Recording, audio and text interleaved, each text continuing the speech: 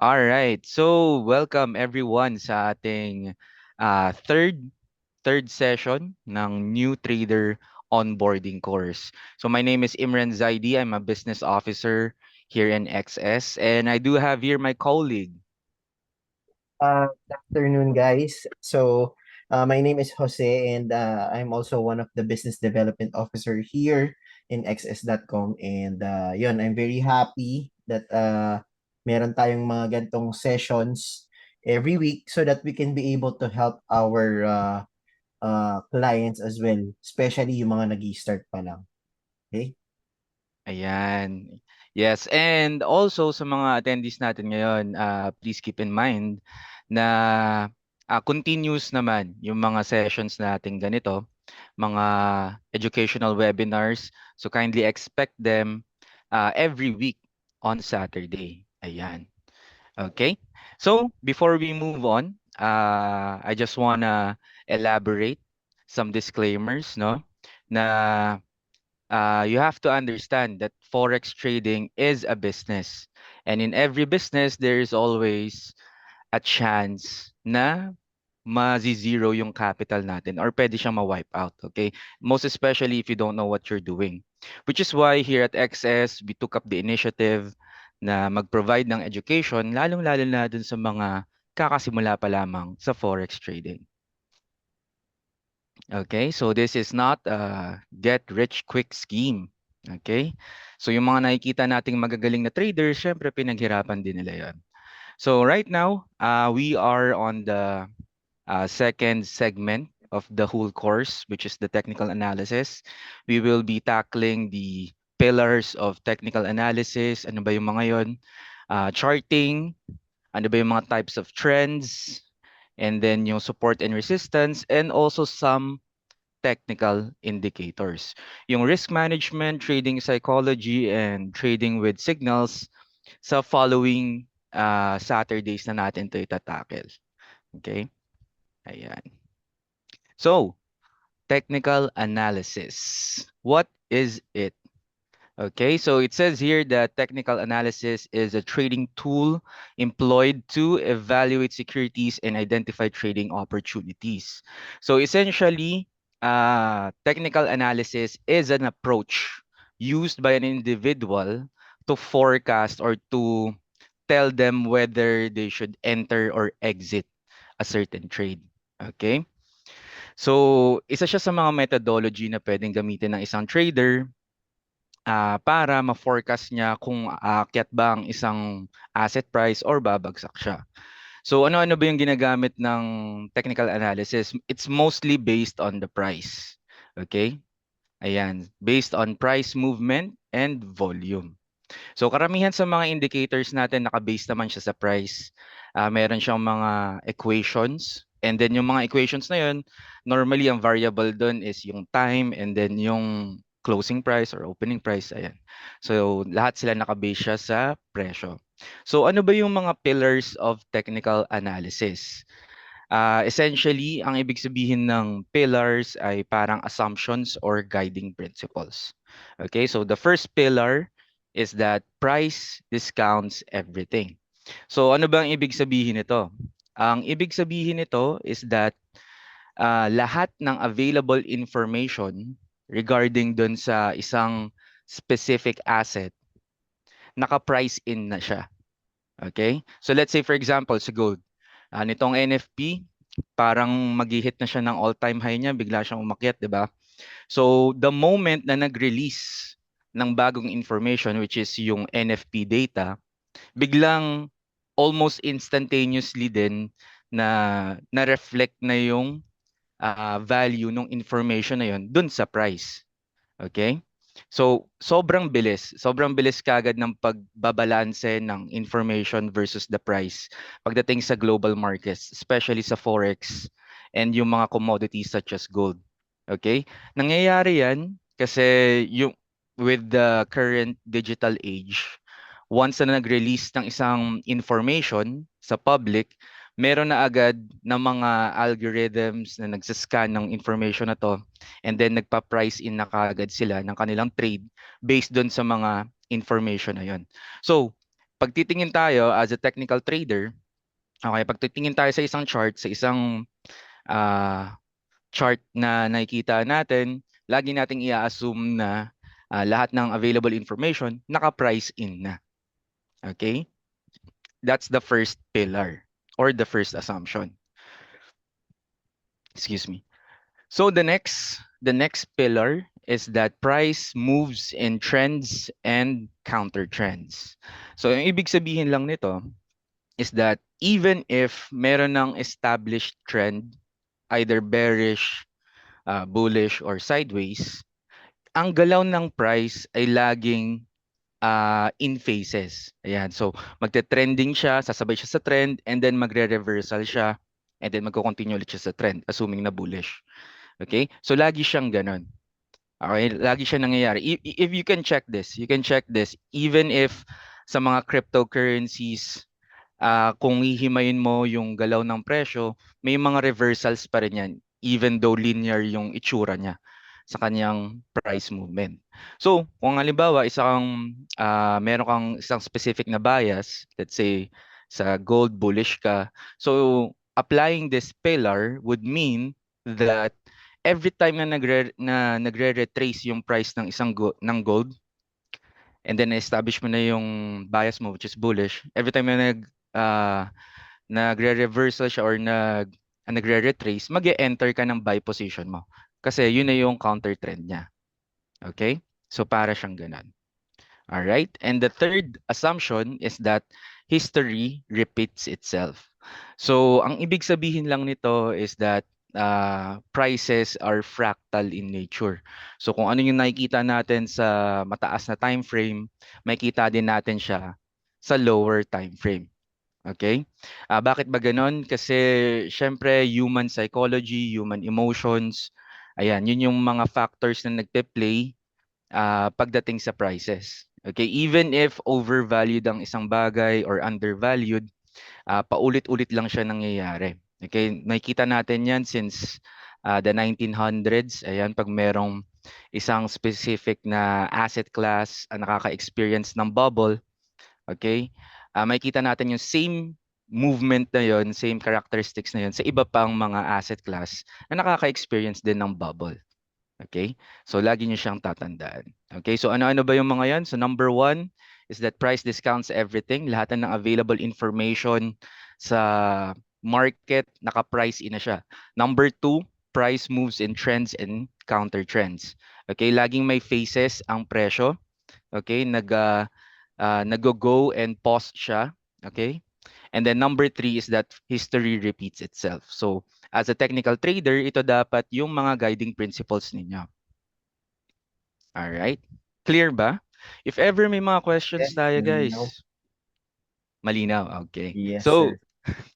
if ever may mga questions tayo, please feel free na i-jot down natin dito sa ating Q&A section para nang sa ganun ma-address ko kaagad siya.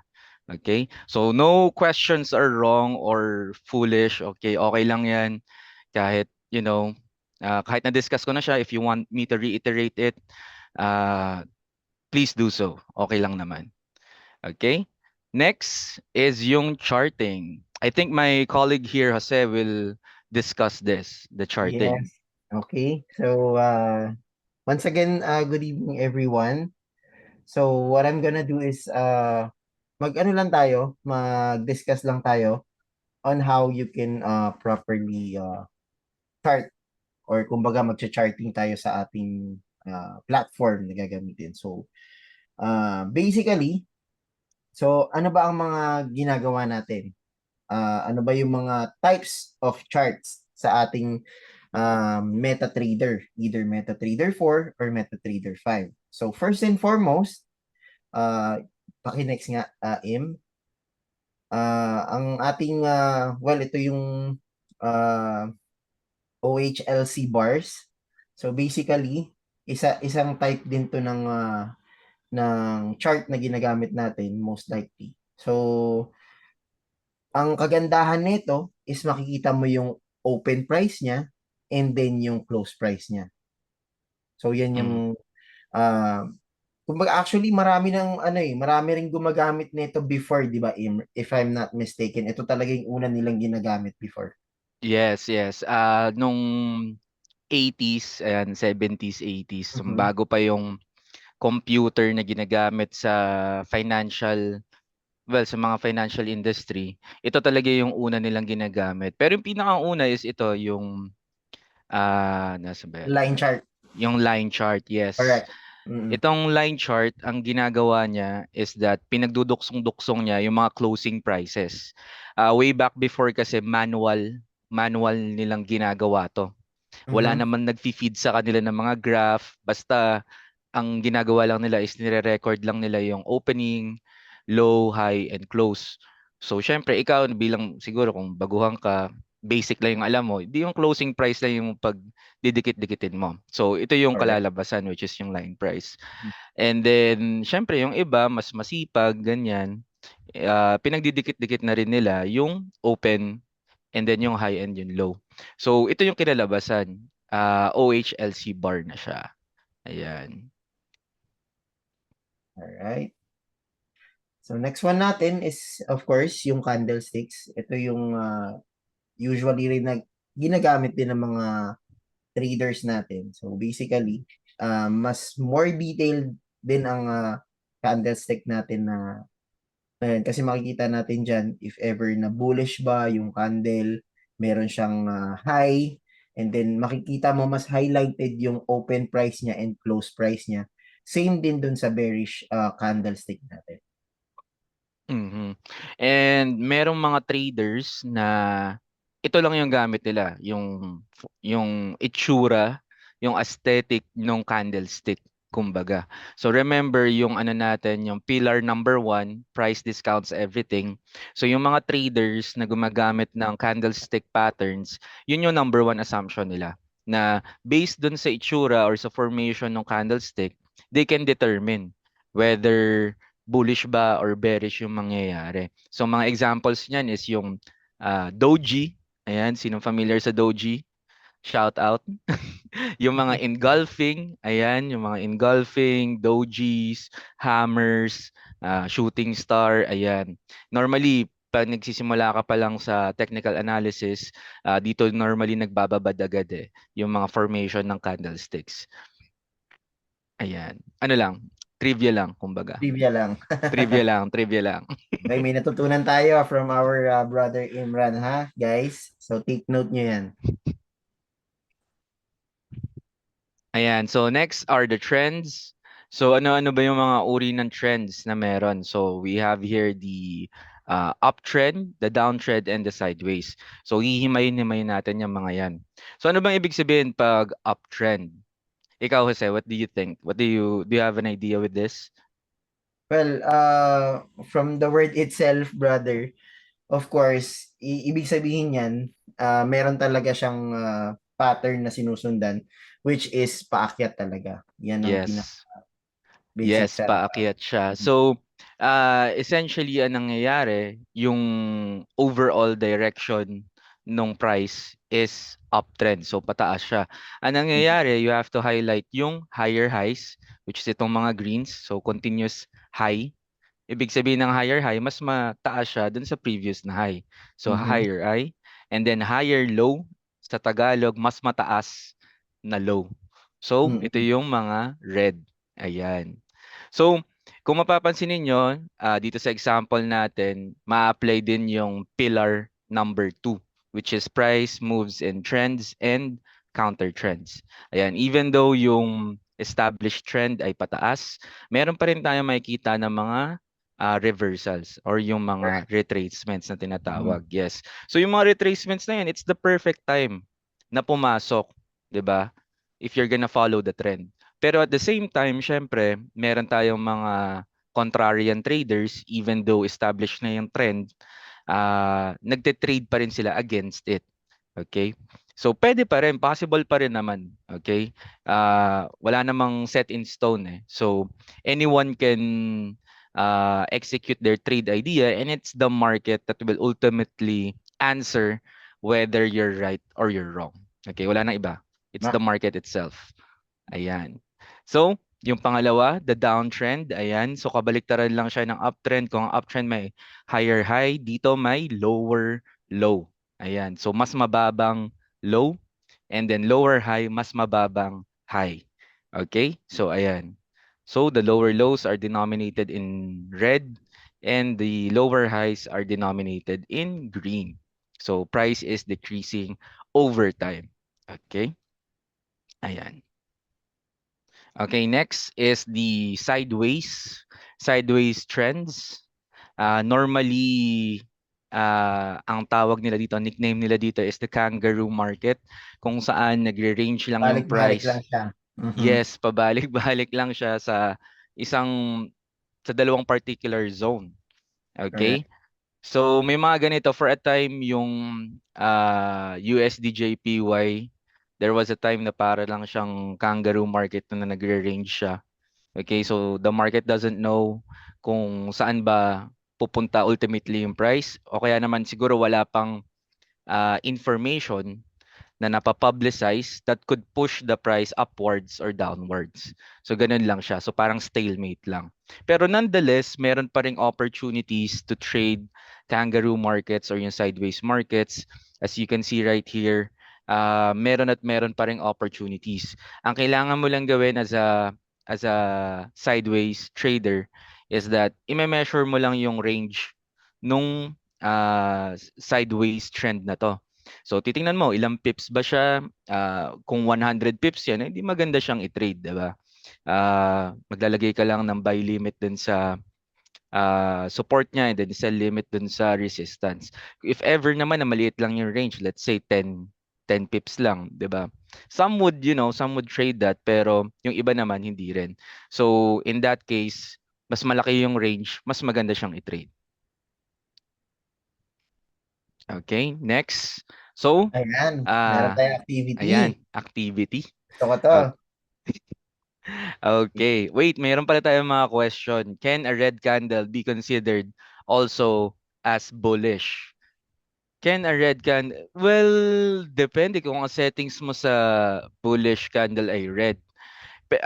Essentially, ang ginagawa ng candlesticks is that pag mas mataas yung closing price dun sa opening price, bullish candle yan. So pag sinet mo na green, green yung lalabas. Pero pag nag-close yung nag-close yung price mas mababa sa opening price, normally bearish candle yung magpiprint doon. Okay? Next is what's the difference between retracements and pullbacks? Essentially, it's the same. Correct. Yung iba ang ginagawa retracement pag uptrend. So, pag pataas nag-retrace. Pag pullback naman, downtrend siya, nag-pullback. Okay, tapos saka siya nag-continue. Parang ganun. So, pero it can be used interchangeably. Mhm. Next is a trend also called consolidation. Yes, it is also called consolidation. Thank you for reminding me. Pwede ding tawag diyan ay accumulation phase or distribution phase.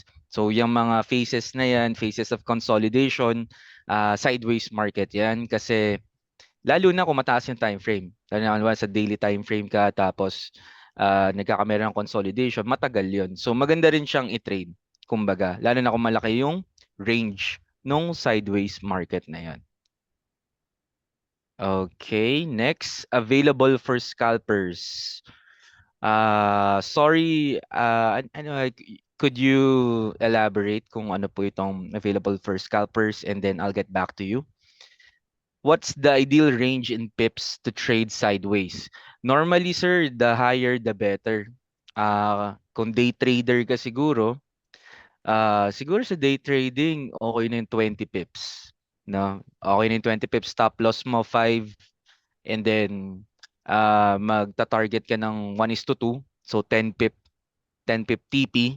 Yung Syempre, PP. hindi mo naman makukuha yung bottom, 'di ba? Parang you know, unlikely na makuha mo siya perfectly. So maganda may allowance ka pa rin. Kung day trader ka. Pero kung position trader ka, tingin ko masyadong mababa 'yun. What do you think, Jose? Tama, Yes. 'di ba? Tama, tama naman yung ganun. Ayan. So the questions are piling in. I love it. Okay, sideways trend is very good for scalpers. Yes. Kasi normally ang scalpers, few pips lang kinukuha na kaagad nila 'to. Lalong-lalo na yung mga may, bot 'no, yung mga trading bot. Yung tinatawag nilang HFT-esque, HFT-esque na bot wherein, by the ticks yung kanyang entry. So maganda para sa kanila yung sideways market. Ayan. How about when scalping? What is the sideways range that's good? So mga around ganun nga po sir, mga around 20. Ayan, dapat yung spread maliit lang din. Syempre, you have to take that into account. Whatever the spread is, it deducts from your, TP and SL eh. So you have to move it pa. So around 20 po, okay na po yan. With the spread less than 1 pip, no? Less than 1 pip spread. And then yung range yung sideways, around 20 pips.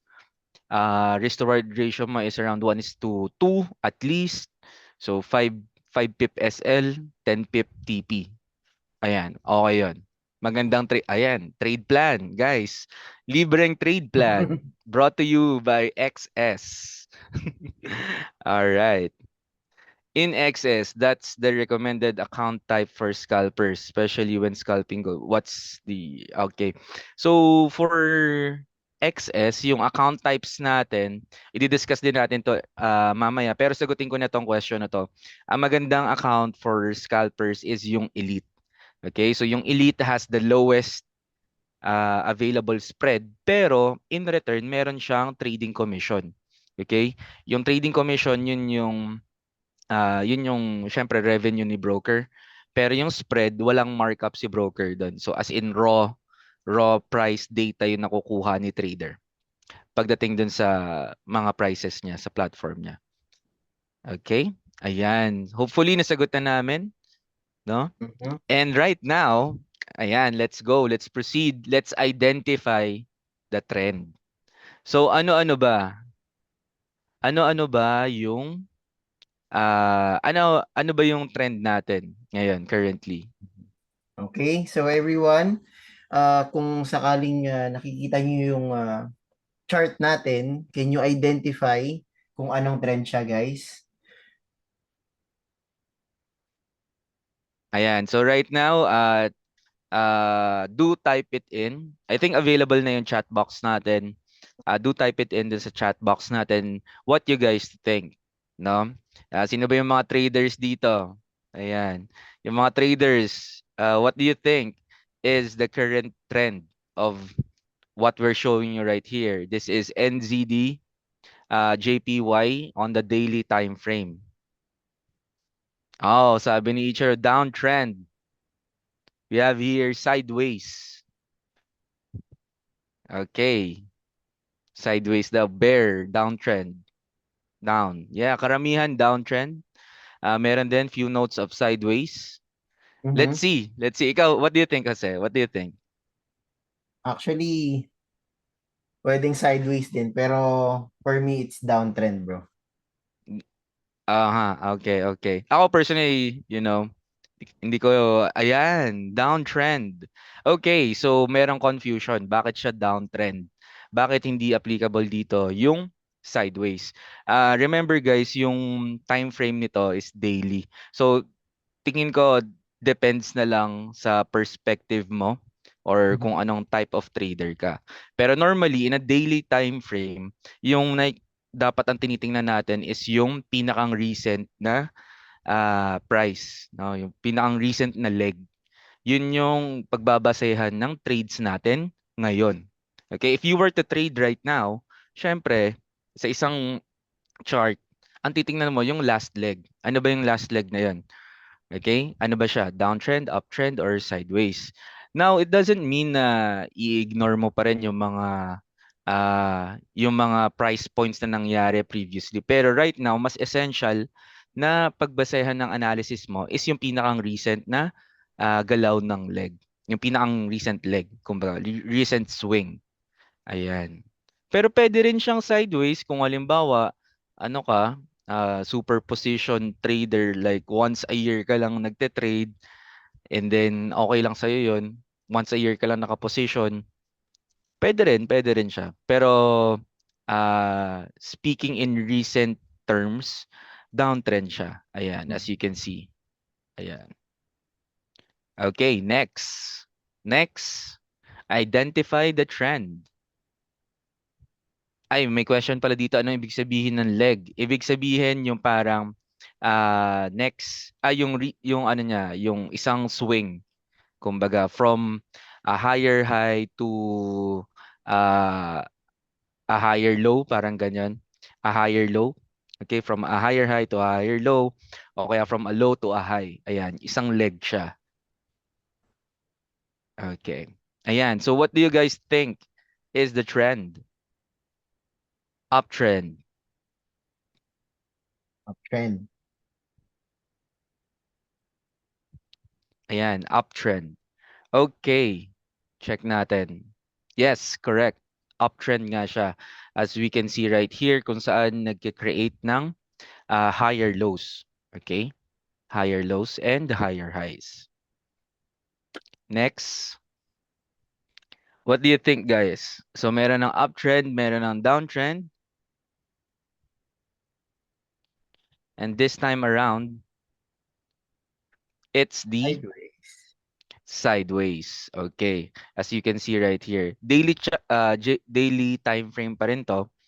As you can see right here. So, pag i-measure mo siguro to, malalaki to. Ah, siguro mga nasa above 20 pips tong mga to in which you can trade as well.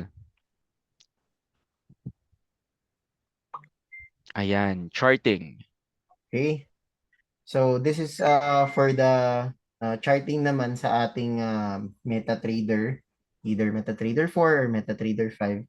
So ano-ano nga ba yung mga ginagamit natin usually? So one of which is itong pinakasikat natin na support and resistance. So basically, this one is the resistance level.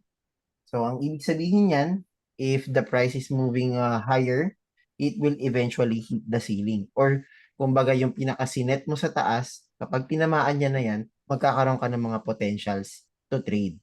Which is, for that, kapag ka nagsiset ka ng resistance level, usually, kapag na-reach na yan, mataas din yung chance na bumaksak yung market. Or magkaroon siya ng downtrend after it reached the ceiling. Tama, Brother Im, right? Yes, Ayan, yes.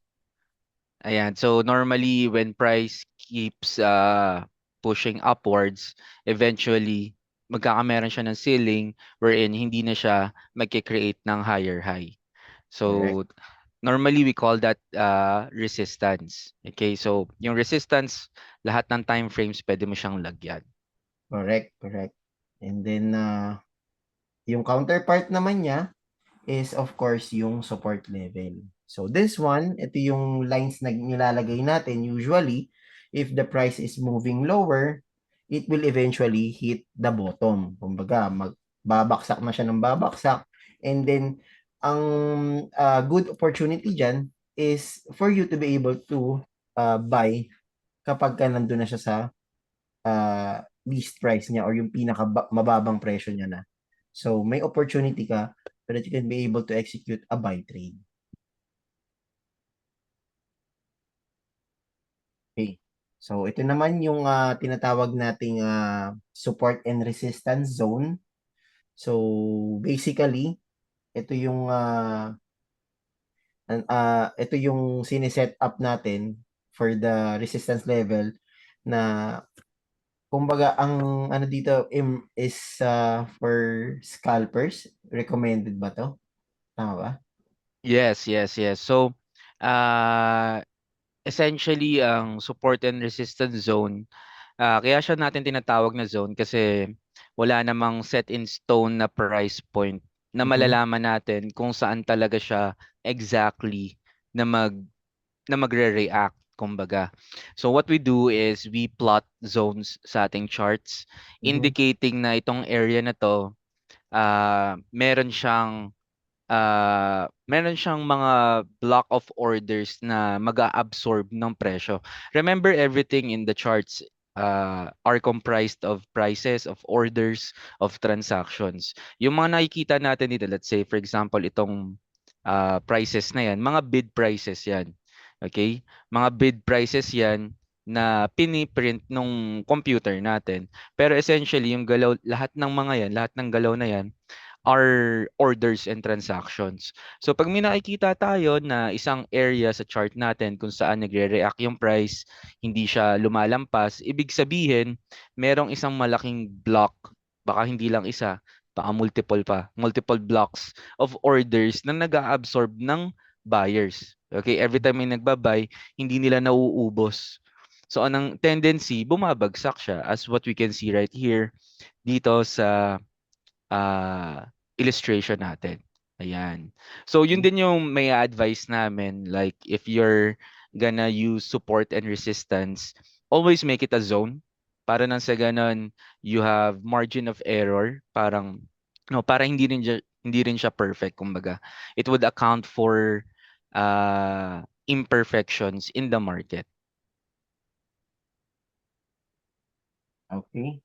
So ito naman yung ano, kumbaga kapag ranging ang market, let's just say naglagay ka ng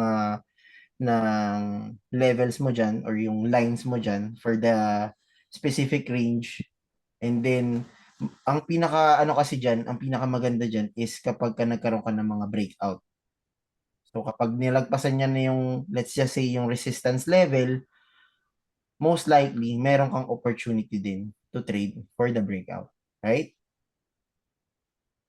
Yes. So, answer ko lang po yung mga few questions na meron tayo dito. Mga Says question here po. na, ang pips po ba ay the same sa any time frame? Yes, the same po siya. Pero yung itsura ng candles nag-iiba-iba siya pag as you increase and decrease in time frames. Usually, ilang pip range ang support or resistance zones. It would very much depend kung ano po yung piniprint ng price. Okay, it all depends on the price eh. Wala siyang walang exact number of pips for any specific zones. Okay? Actually subjective pa nga siya eh. My support and resistance zones might not match with your Ang support and resistance zones kasi paiba-iba talaga siya, bro. Hindi siya mm, kumbaga, nagiging consistent na pare-parehas. So depende pa rin talaga. yes, kasi malay mo magkaiba tayo ng criteria. So I would say na this would depend on yourself. Okay, depende sa backtest mo, ano ba yung results ng backtest mo when using support and resistance sa particular na asset. Let's say sa Euro USD.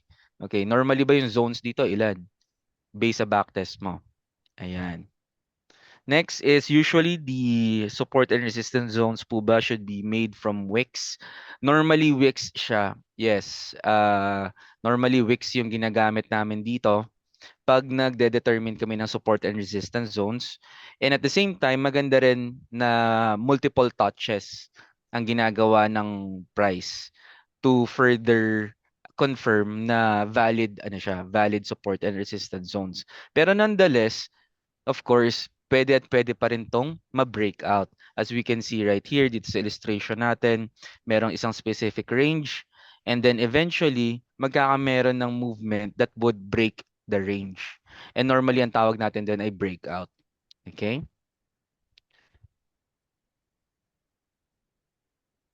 Ayan. So Ayan. itong chart na to, pinapakita sa atin ng isang example ng nagtitrade trading in the range, and ito nag-buy siya.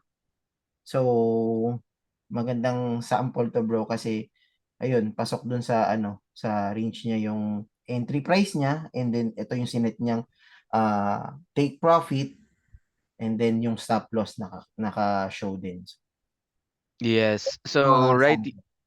yeah. Yes. So, right here, makikita natin na merong trader na nag-set ng kanyang entry buy dito sa may baba, confirming based dun sa range, dun niya nilagay yung kanyang buy, and then nag-set din siya ng take profit based dun sa resistance zones na nag-create ng price. So ano 'to, naka-weekly candle 'to, so malaking range 'to for sure. Ayan, as you Mm. can see right here sa taas, GBP CAD. So that's a good strategy in itself, 'di ba? Sa ganung paraan makakapag-enter ka na kaagad. Pero syempre you have to limit your expectations din. Syempre, hindi naman lahat 100% ang hit rate. Okay? Correct. Which is why it's important na i-backtest nyo rin yung trading strategy ninyo with the help of a demo account. Ayan, dito sa XS, we do have a demo account. Or, kung gusto ninyo, data way back na nag-aaral pa lang ako, manually ko siyang ginagawa. So, tipid tips, 'di ba? Hindi mo kailangan magbayad ng kahit ano. Kailangan ko lang ng charts and then manually ko siyang ginagawa. And then from there, tinitingnan ko kung ano ba yung magandang trading system per type of trend. Ayan. So, syempre dapat yung approach natin sa kung anong klase ng trend, dapat magkakaiba, tailored fit para doon to increase our probabilities of success. Tama. Okay. So ito naman, yan, yung regarding dun sa ating breakouts. So, ayan, as you can see, kasi ang breakout kasi nag-occur lang yan if after ng mga sellers natin is ma-overpower nga nila yung mga buyers natin or kabaliktaran. So, usually, magandang opportunity din siya actually na Imran kapag nagkakaroon ng mga breakout. Basta tama lang yung plotting mo ng support and resistance dun sa chart natin. Yes, and usually after ng isang breakout, meron laging tinatawag na retest. Okay? Mm. Ang ibig sabihin ng retest, well, if you can see right here, ito. Dito sa baba, dito nag-breakout siya and then nag-retest siya. So the retest is the first retracement or pullback after the breakout. Which is why yung mga breakout traders, yung mga magagaling dyan, hindi kaagad sila nag enter once na mag-breakout yung market. Actually, gusto pa nga nila yun na late sila. Kasi dun sa retest sila papasok, applying the second pillar. Price moves in trends and counter trends. Okay? So, lagi ko lang nire-reiterate yung mga pillars natin kasi yan talaga yung guiding principle ng trading system nyo. Okay, yung mga pillars natin. So right here, if we're gonna incorporate yung breakout strategy, a veteran trader would enter at the retest and then uh, sasabayan niya yung trend. So ganun yung gagawin niya. Ayan, here may example tayo. So, prices broke down. Okay, nag-broke down siya, may gap pa na nangyari and then eventually nagkameron siya ng retest doon sa same level na Bumalik pinag-breakoutan din niya. siya actually na bro. Bumalik din siya. Ang logic diyan is that during the breakout or hindi naman logic but rational. The rationale there is that during the breakout, may mga orders na naiwan pa. Or sometimes may mga players na uh, gusto lang nilang ma-stop out. Let's say may mga participants, may mga institutions na malaki yung order nila, gusto na nilang pumasok. So ang gagawin nila, i-stop out nila lahat na nag-short. In this case, siguro yung mga nakabuy, i-stop out nila and then saka sila mag-enter dun sa retest. Ganun yung ginagawa din ng ibang mga institutions.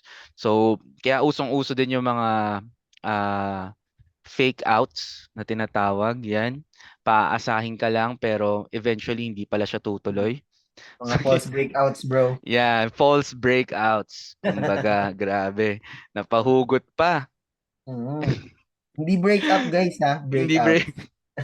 Yeah, false siya, false. False breakout, the fake out.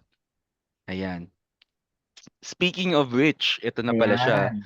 the false Mm-mm. breakout. So, yun nga, ito yung example ng false breakout wherein nagkameron siya ng breakout dito sa inassign na resistance point, no, Mm-mm. resistance line. And then, ang nangyari, hindi siya tumuloy. Dito Mm-mm. rin papasok yung yung concept ng support and resistance zones eh. If ever man na zone yung nilagay niya diyan, hindi siya magiging super strict. Correct. Okay, as a trader hindi ka magiging super strict na, oh, nag-ano na, nag-close above na. So, Mm. breakout na 'to, okay? Pero kung zone siya, Oo, medyo maganda talaga yung free zone. medyo magiging forgiving ka sa sarili mo. Like, Correct. wait muna natin, nandun pa siya sa zone. So, hintayin muna natin na mag-breakout and then mag-retest. Okay? So, kung mapapansin niyo yung mga strategies talaga ng mga veteran traders, 80% diyan waiting, waiting and confirming. Yun lang. And then 20% yung execution. 80% naghihintay lang sila ng setup nila, confirming, naghahanap sila ng confluence na idadagdag dun sa kanilang assumption and then saka sila mag-e-execute. So medyo matagal. Okay? So yun yung normally nakikita ko dun sa mga nakikita kong veteran traders. Ganun nila ginagawa. Hindi sila nagpapadala sa biglang spike ng volatility. Ayan. So may mga rules sila na sineset para maiwasan nila yung mga kagaya ng ganito. Yung mga false breakouts or yung mga fake outs. Ayan. So we have here an exercise. Alright, Okay. ganda yan. Ano ba? Ano ba ang tingin nyo guys? Okay. Is So, it a everyone, buy or a identify sell? natin identify natin yung chart and then type in kung ano sa tingin nyo yung magandang position dyan. It's either buy or sell. Okay? Just Walang type mali, in. walang maling sagot.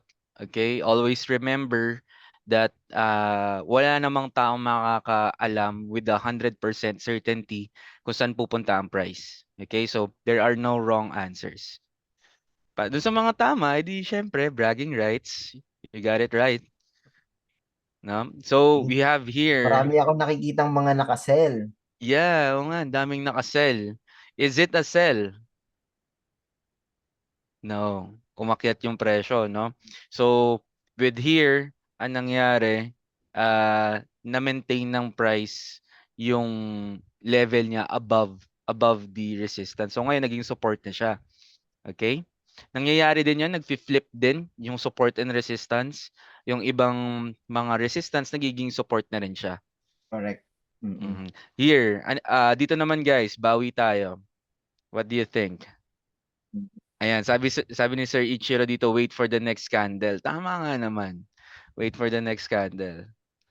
Ayan. Pero right now, ayan, may mga nagsasabi, shout out kay Miss Vanessa. Buy daw siya.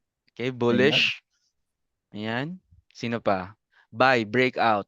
Uy, Sabi very ni good. Sir Williams. Mhm. Jovita, buy din daw. Okay, let's check. Buy. Okay. Okay, paldo tong trade na to. Maganda Ano? yan. Okay, kung dito hindi ka nag-exit, sometimes yung iba matatakot sila dito eh, mag-exit na sila. Pero yung iba malakas, so pwede pa niya ma-capture yung movement na to. Right here, ano na yung ikaw Jose, what do you think? Anong tingin mong magiging position mo? Buy or sell? Na-break niya yung resistance level, bro eh. So, most likely, magbabay pa rin ako dyan. Pero Magbabay maliit ka na pa rin. lot size lang din siguro. Ano? Maliit na lot size lang. Ilan yung i-risk mo per trade? Like sa trade na to, ilang percent ng portfolio if ever? Siguro. Most Wait, likely, sorry. Naging choppy ka. Ano ulit yan? Sorry. bro. Ayun, narinig mo ako, bro? Yes, yes, yes. Ayan. Ilan? So, kung magte-trade ako dito, siguro mga tama na yung 0.05. Mga ganun. 0.05 lots. Yes, bro. Okay. Wow. Okay. So, depende rin naman eh. Depende kung gaano kalaki yung account mo. Siguro malaki yung account nito ni Sir Jose. Si Maraming Ma'am capital. Vanessa nga, 5 lots, oh. Sabi ni Ma'am Vanessa. Oh.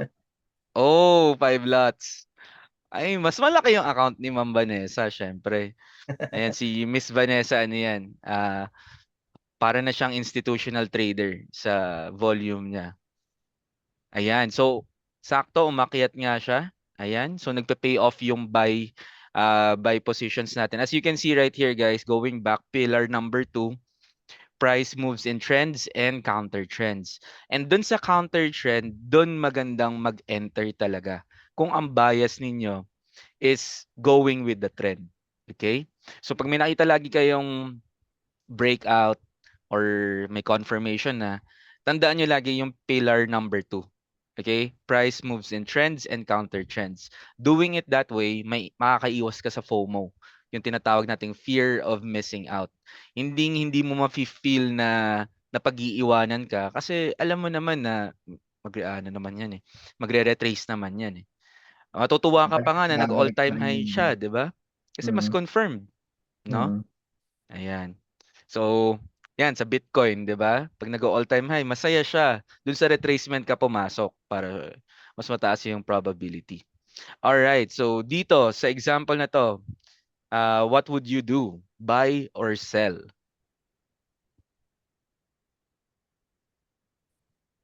Reversal na yan, bro. For me, it's sell. Reversal na. Oo, na-break niya na yung support level eh.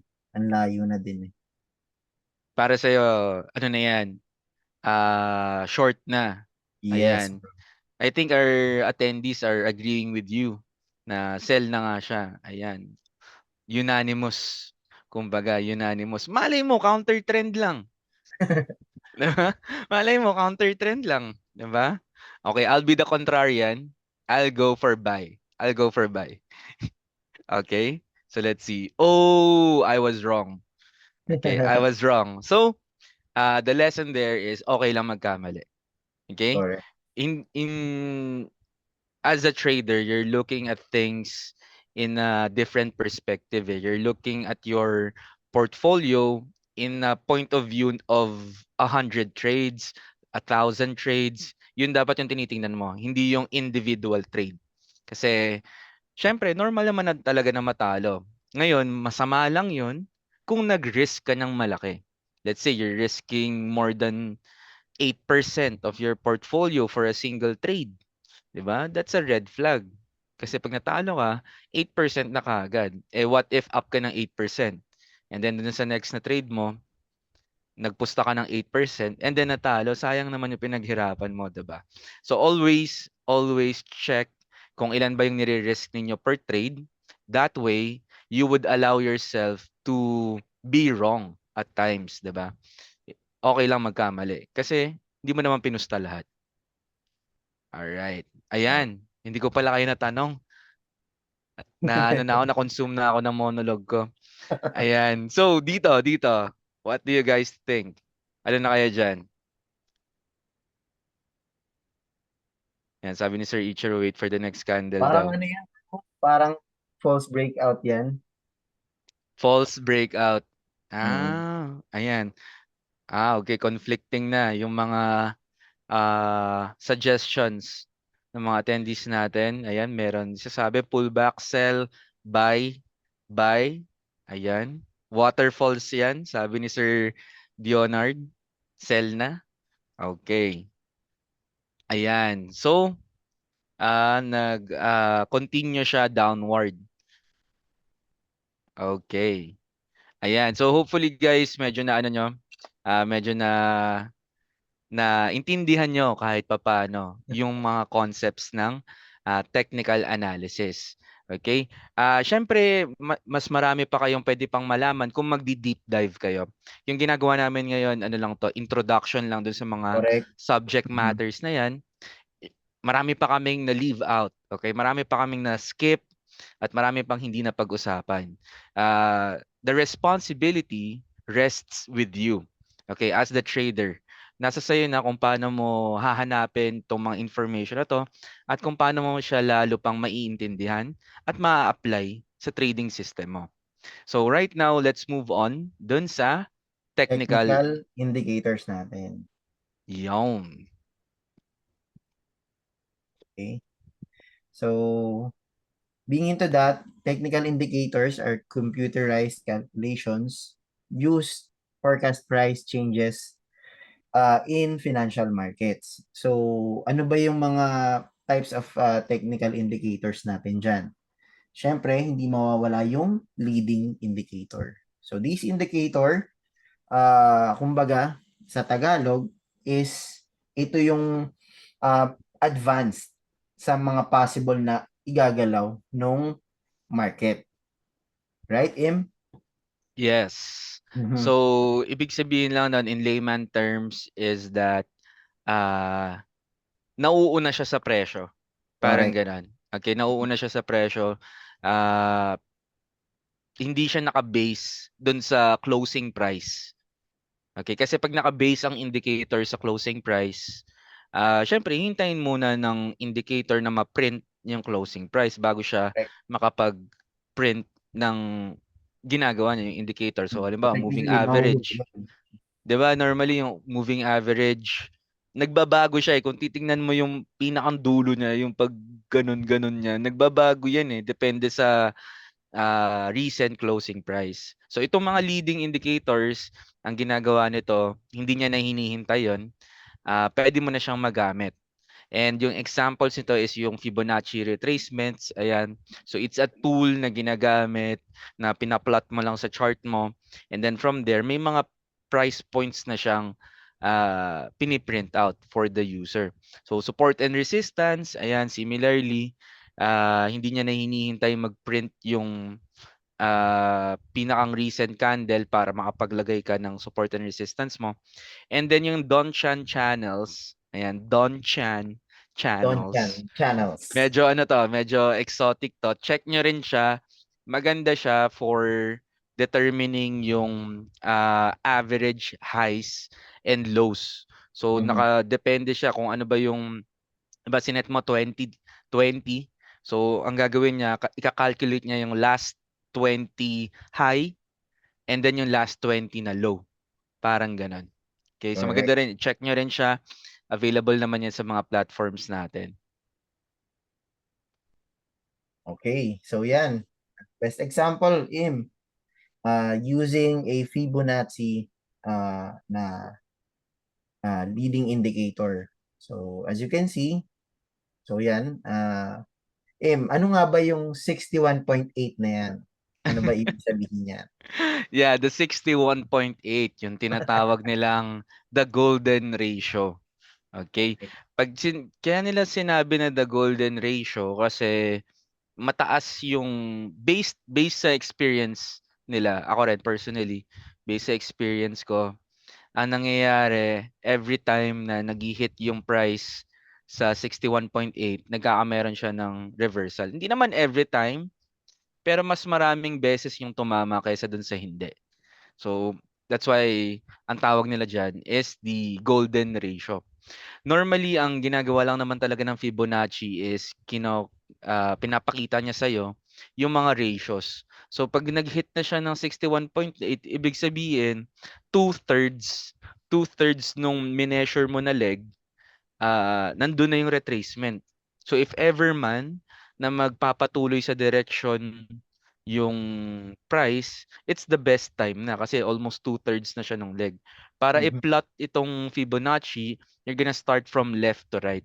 Okay? Correct. So, in this case, ang ginawa ni trader is that pinlot niya from the highest high, which is this point, yung 100, hanggang dito sa lowest low. So yun yung ginawa niya. And then from there, steady lang yung Fibonacci. Ito na yung tinitingnan niya, itong leg na 'to, okey? Kasi dito niya mineasure, 'di ba? Mhm. And then ito na yung tinitingnan niya. So tinitingnan niya kung saan nagre-react yung price. Itong 38.2 marami ring gumagamit naman ito, yung 38.2, lalo na yung mga scalper. Kasi sa mas mababang time frame, ang nangyayari parang mas maiksi lang yung mga ano, eh, yung mga retracements. Hindi na siya umaabot ng 61.8. Normally yung 38.2 ginagamit na nila, and meron akong kilala ginagamit niya 'tong 23.6. Diyan na siya naglalagay ng orders niya kumbaga. Yung 61.8, hindi niya na masyado ginagamit kasi masyado daw matagal, parang gano'n. Hmm. Oo. Ayan. So, what's the difference between fib retracements and expansions? So, yung expansion, meron siyang expanded version pa. So, may mas mataas pa siya dito sa 100%. May mas mataas pa siya do'n. And then dito sa zero, may mas mataas pa siya. Depende na lang sa pagpa-plot mo. So, yung assumption mo do'n sa fib expansions na 'yon, if ever man na mabutas yung retracements mo, meron ka pang mga levels na titignan pa sa taas. Parang ganun po siya. Okay? Pero ako personally, I don't use Fibonacci uh, levels sa trading ko. Pero I do have friends na ito yung ginagamit nila. Lalo na yung mga Elliott Wave practitioners. Ayan. Yung mga harmonic patterns. Ayan, yung mga gumagamit ng harmonic patterns. Very important sa kanila to. Itong Fibonacci sequence. They use it as well. Pero ako personally, hindi ko siya nagagamit. Hindi yata doon fit yung ano ko eh, yung style Trading ko. styles. Yes, hindi siya fit doon. Ayan, sorry kakapasok lang daw. What is Fibonacci? So, let me just repeat for our late attendee. So, yun nga po, the Fibonacci tool is used to measure the ratio of the pullbacks. Okay? Pag mas mataas yung naging pullback, mas mataas yung probability as a Fibonacci trader na pumasok para mag-enter siya and to continue towards the trend na na-establish. Ayan. So kanina, nakita ninyo si trader, 'di ba? From here to here, yun yung pinlot niya and then sa 61.8 dun siya nag-enter. Yung next na nangyari is that nagpatuloy yung price pababa. Okay. Sayang hindi lang natin nakikita yung time frame ng chart na 'to, pero maganda sana kung makikita din natin para makita natin kung anong type of trader ba yung nag-execute nito.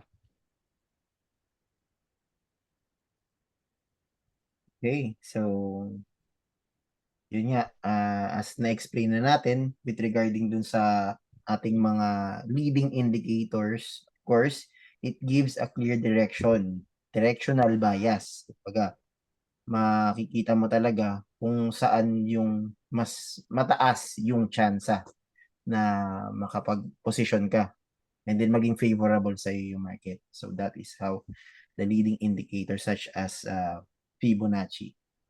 So dito naman tayo sa lagging indicator. So from the word itself, laging nahuhuli siya. Sabi nga ng Lagi kilala ko siyang late. na yes, nahuhuli siya. So these indicators are used kumbaga for confirmation. Let's just say na may inaabang kang trade, maganda rin na gumamit ng lagging indicator kung gusto mong pumosisyon. So, haantayin mo talaga siya. Kailangan meron ka rin talaga dyan na pasensya. Kasi hindi pwedeng basta-basta ka lang na mag-enter ng trade nang hindi ka nag-aabang ng confirmation. Yes, that's true. So, mm, Yung moving average, example to ng lagging indicator. correct. Ayan, kasi nga based siya on the closing price. Ayan. So ito yung mga example ng lagging indicators. We have the Bollinger Bands. Ayan, sino ba dito gumagamit ng Bollinger Bands? Ayan, type nyo na lang din. The MACD. Moving Hindi average. pala, ano, oscillators ng MACD. Moving average crossovers. Ayan, so ibig sabihin multiple moving averages.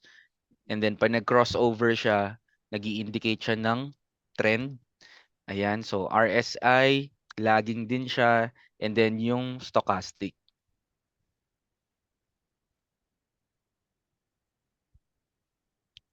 Ayan, so lagging indicators will force traders to wait before entering.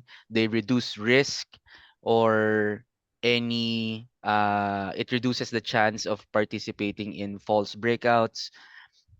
Maganda siyang isama sa mga leading indicators para if ever man you're gonna formulate your own trading strategy, maganda rin na mag-add kayo ng lagging sa leading Mm. indicator. Dapat Pat lagi rin magkasama.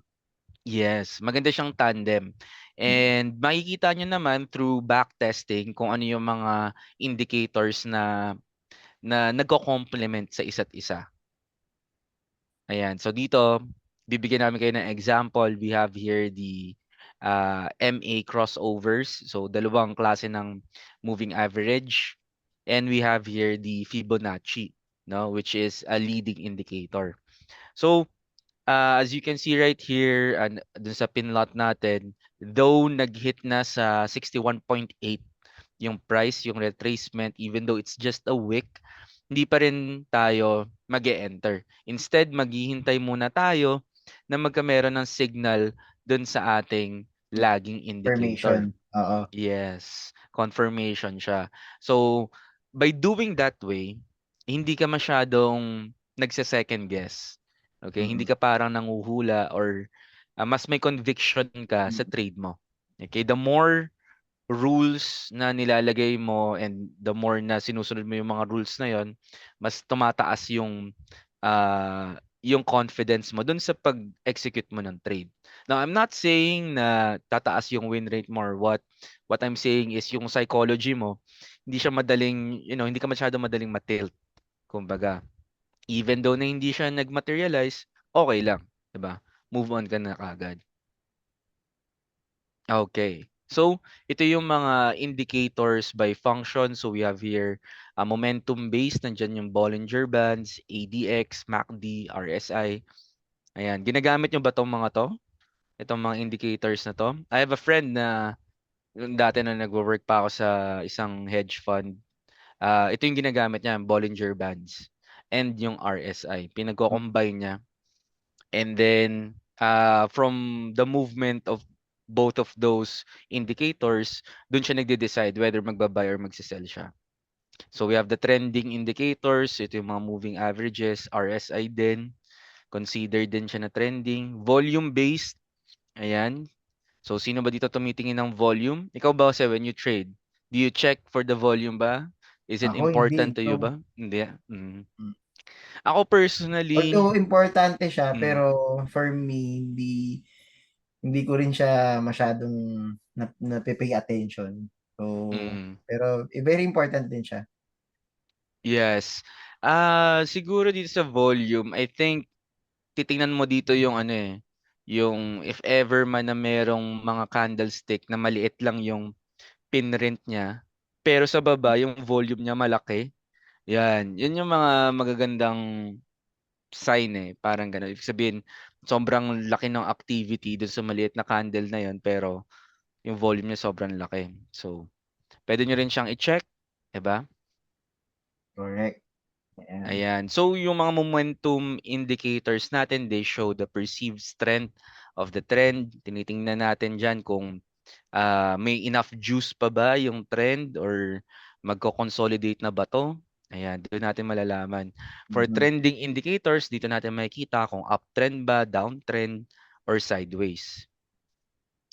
For volume indicators, ayan, doon natin makikita nga yung if ever yung level of activity during Oo. that price Minute to point. trade. Marami ba nagte-trade do'n?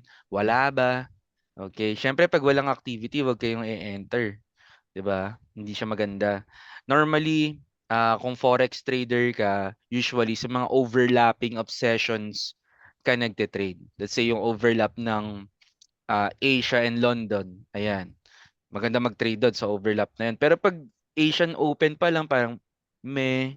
Pero 'pag nag-overlap na si London, ayan tumataas na yung trading activity. Gano'n din sa London and New York. 'Pag nag-overlap na sila, sobrang taas na ng trading volume. Do'n na magandang mag-trade. Correct. Next is yung volatility indicators, ayan. So, dito natin makikita kung gaano ba kabilis yung bago ng yung range ng price Mhm. in a certain given period of time. Next, we have the oscillators. So, pag sinabing oscillators, ibig sabihin yan yung indicator mo, nagre-range lang siya, nag-oscillate lang siya from one point to another. Okay? So, example nito is yung RSI, yan yung pinakang sikat. MACD. Ayan, so nandito yung mga example natin. We have Stochastic. meron ngang awesome oscillator eh, 'di ba? Stochastic oscillator, average true range. Yan. So marami, sobrang Dami. daming Sobrang dami niyan. indicators. Correct. Sobrang Correct. dami. Imagine mo noong 1980s, wala to sa computer mo and you have to manually compute for these and then ikaw din yung magcha-chart. Grabe yun. So bago ka pumasok sa office, tatawag ka sa broker mo, ano yung last price, ano yung opening price niya, high and low, and then kukumputin mo 'to, and then dun ka palang magte-trade. Grabe, 'di ba? Tas ngayon, using yung platforms natin, mga trading platforms such as MetaTrader 4 and MetaTrader 5, Sobrang i dali na. sobrang dali na, isa-search Ah, mo na lang correct. siya, and then aalamin mo na lang kung gagamitin mo ba siya o hindi, 'di ba? Sobrang sobrang dali na lang talaga ngayon. Which is why dumadami na talaga ang mga traders, eh. Way back then uso lang naman talaga 'to sa New York, sa London, 'di ba, sa Singapore. Pero kung makikita mo right now, even here in the Philippines, 'di ba, dumadami na rin yung mga traders. Correct. Ano lang, show of gratitude ko lang sa technology. I'm sometimes amazed dun sa kakayahan ng mga ano natin, ng mga platforms natin, eh. Ayan, so stochastic oscillators, ang ginagawa nito is it gives you a signal whether magkakameron na ba ng reversal o hindi. Okay? Yun lang naman yun. Kung makikita nyo dito, ayan, pag nag-reach na siya dun sa resistance niya dito sa section na 'to, hiwalay kasi siya sa chart, sa price chart. So, nasa may baba siya.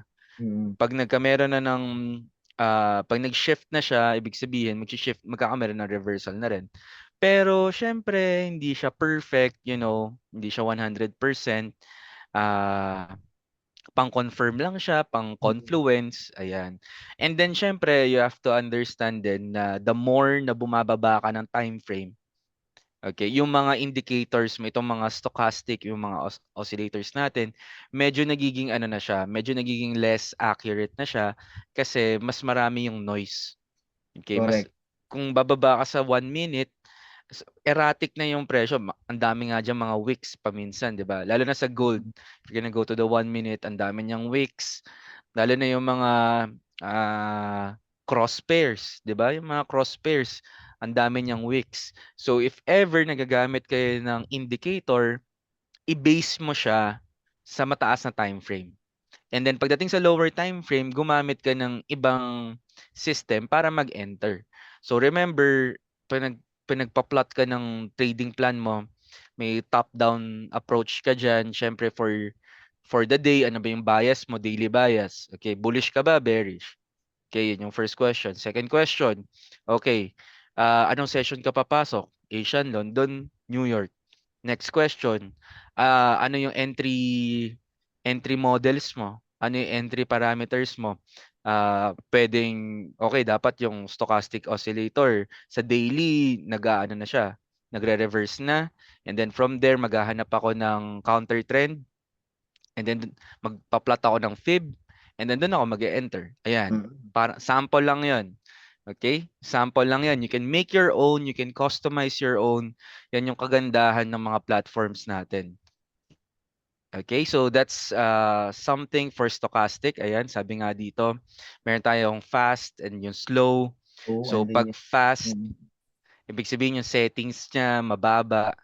Okay? Yung pinakang recent yung chine-check niya. So mas sensitive siya to price noises, mas suitable siya for scalpers. Ayan, and for day traders. Pero yung slow settings, yung mataas, mas okay siya for position traders.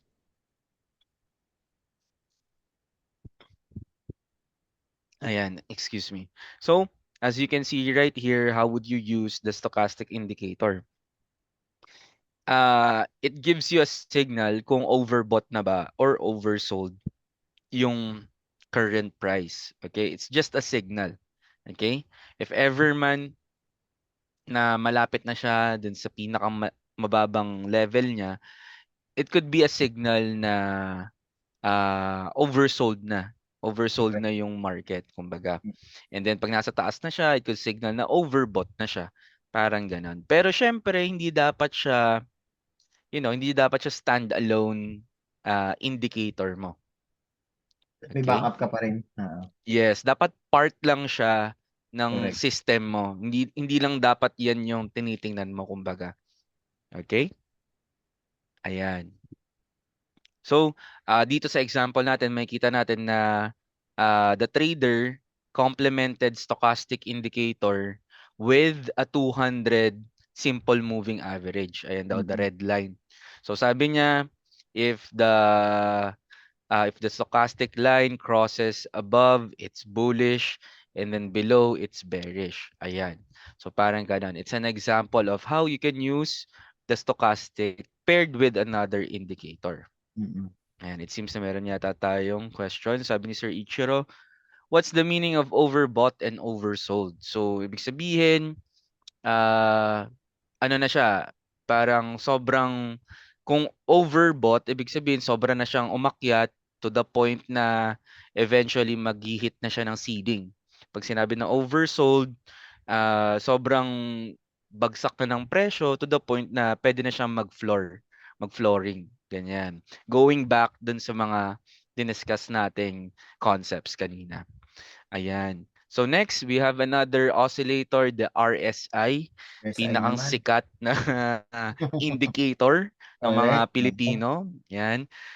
If you Favorite. would, ano na? Mga favorite na mga fellow Filipinos natin yan. Yes, yes. I remember nung college pa lang ako, nagsisimula pa lang ako nag-aaral pa lang ako ng trading.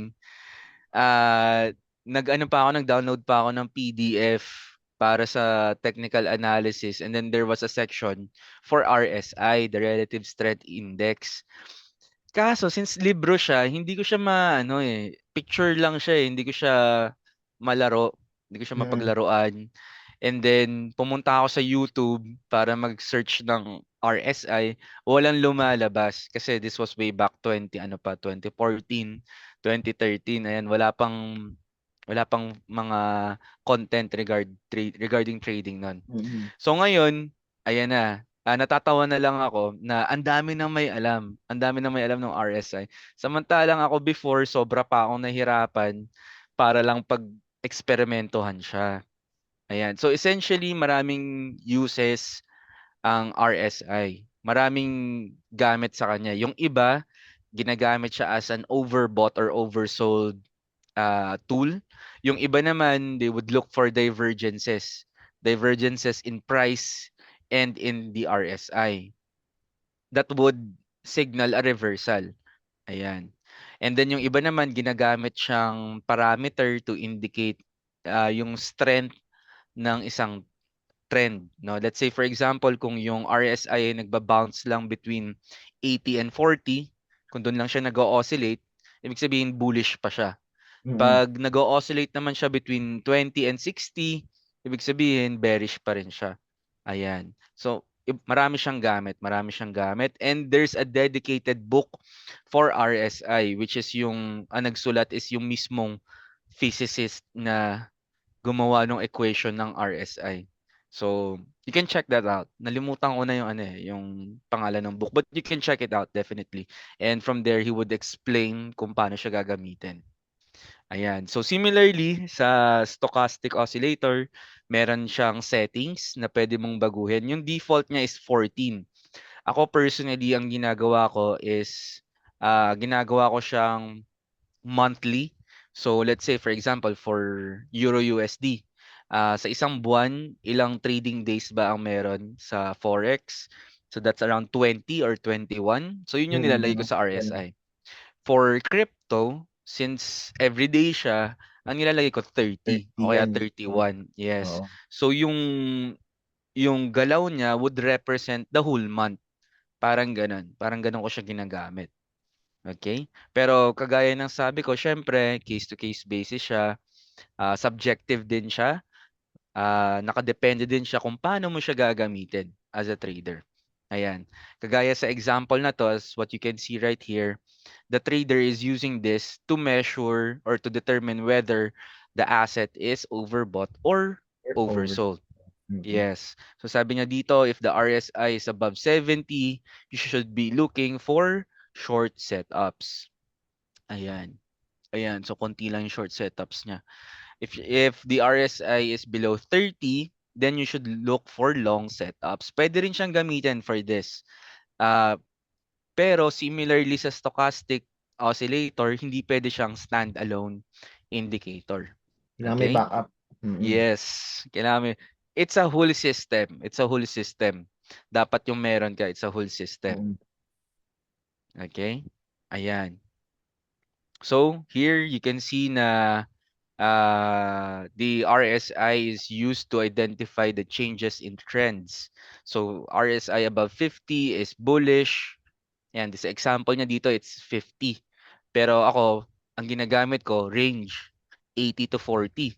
'Di ba? Magkaiba. Correct. Mm. So, walang tama, walang mali. It depends eh. Depends sa backtest mo. Siyempre, you have to check din, siyempre. Huwag kang aasa sa sinasabi ko rin. You have to check. You have to check everything. In that way, mas confident ka na gamitin yung tool na yan. Okay? Tama. Ayan. So, trend indicators. Okay, so for the trend indicators, ayan, ginagamit natin 'to para makita natin yung momentums, no, ng price. If ever ba magko-continue pa ba siya or hindi. So, example is yung favorite natin na moving average na in a way ginagamit siya kahit yung slope niya ginagamit to determine kung bullish ba or bearish. Mm. Ginagamit din as a dynamic support and resistance. Meaning pag halimbawa nag-touch yung price dun sa kanyang 50-day moving average, tas nag-reject, it could act as a support and resistance. Ayan. So maraming klase ng moving averages. We have the simple and the exponential. Ang pinagkaiba lang niya is that sa moving average, may equal weight ang bawat closing price. Sa exponential moving average, mas mabigat yung weight ng recent closing prices. Okay, mas mabigat yung weight. Mas binibigyan niya ng bigat yung mga recently lang na closing prices. So yun lang naman yung pinagkaiba niya. And similarly, ina-apply ko siya parang sa trading days, parang ganun din. So sa isang buwan, ilang ilang trading days ba meron yung asset na tine-trade ko and then yun yung nilalagay ko.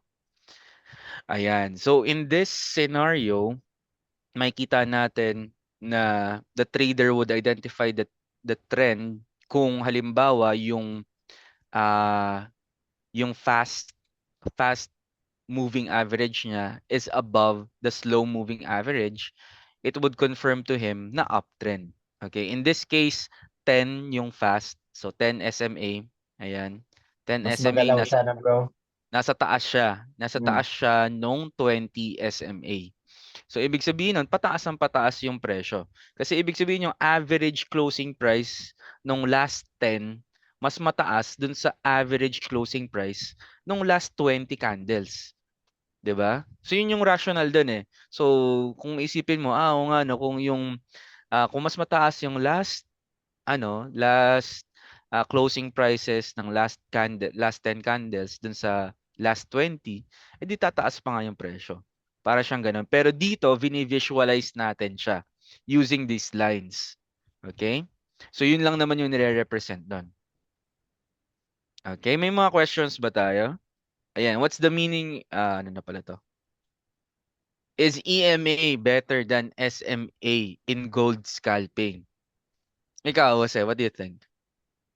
Is EMA better than SMA? Is the exponential moving average better than the simple moving average based sa For, experience mo? for me siguro, mas maganda yung SMA para sa akin. For me lang I'm not an expert. Pero syempre, kung ano yung usually ginagamit, eh di doon tayo familiar. Doon ka sa SMA talaga, yun yung tinuro sa'yo before. Yes. Yeah, I think ano lang din diyan, it depends lang din talaga sa gamit mo, sa style mo. Yung EMA maganda siya pag mas importante sa yung yung recent na nangyayari. Okay? Kung mas importante sa yung recently lang na mga candles, EMA yung gamitin mo. So Mm-mm. sino ba yung mga yan? Yan ay yung mga scalpers, okay? Mga day traders. Yung mga session traders lang, isang session lang sila magte-trade and then out na sila. Naturally, mas importante sa kanila yung EMA. Pero kung halimbawa, isa kang swing trader, sa isang linggo, dalawa lang yung trade mo, hino-hold mo yung trade mo ng isa, 2 linggo, tingin ko mas maganda for you yung simple moving average. Oo. But that's just me. That's just my opinion. Okay?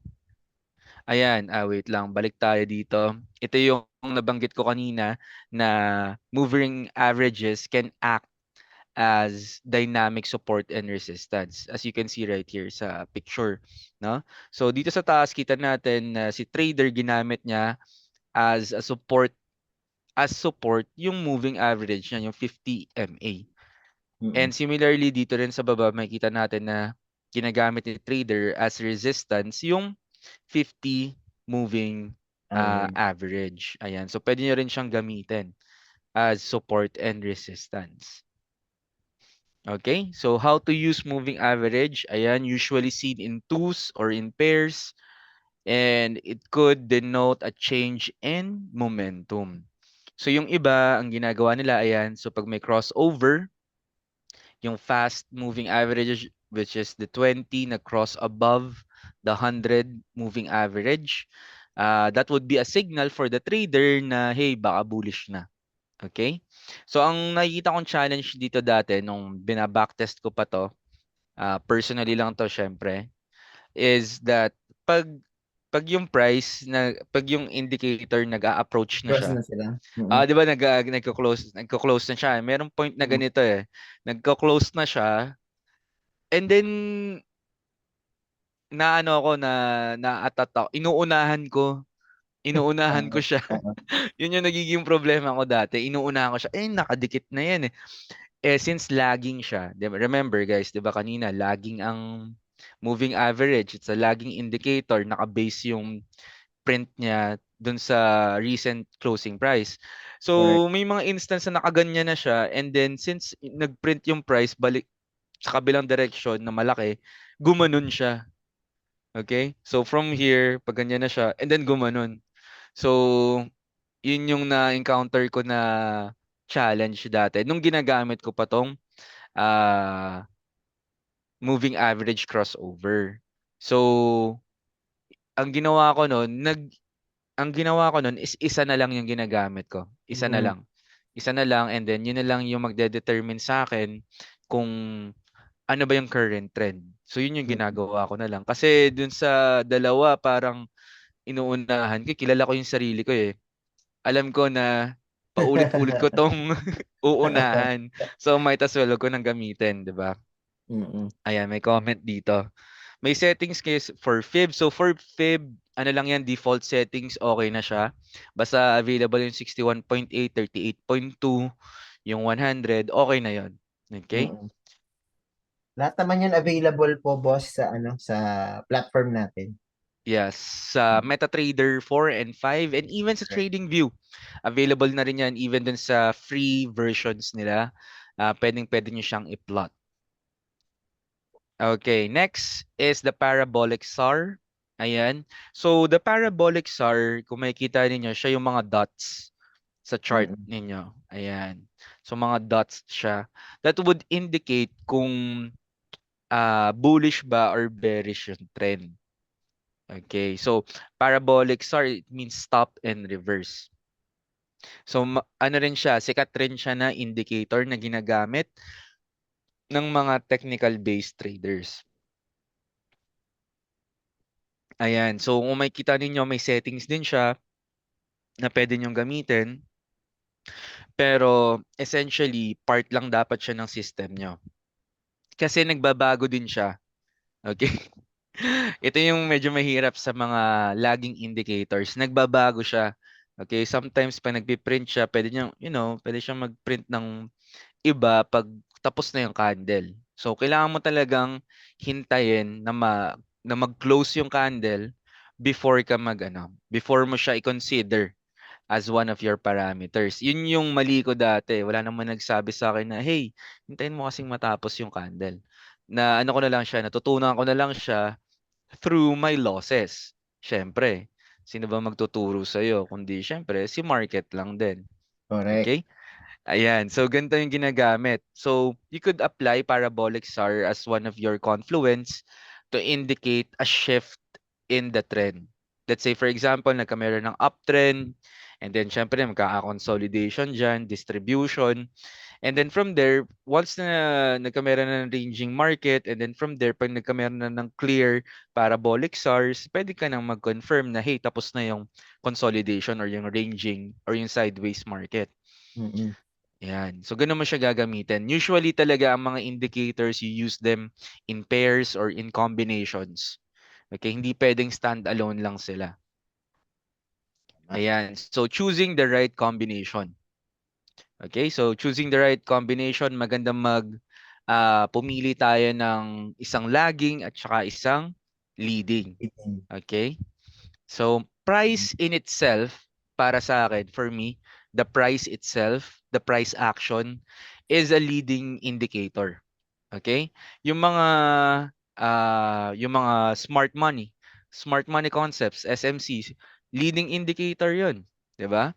Yung mga concept, Wyckoff schematics, leading indicator 'yon. Elliott wave, yung mga wave 1, 2, 3, 4, 5, ABC, that's a leading indicator. Harmonic patterns, leading indicator din yan.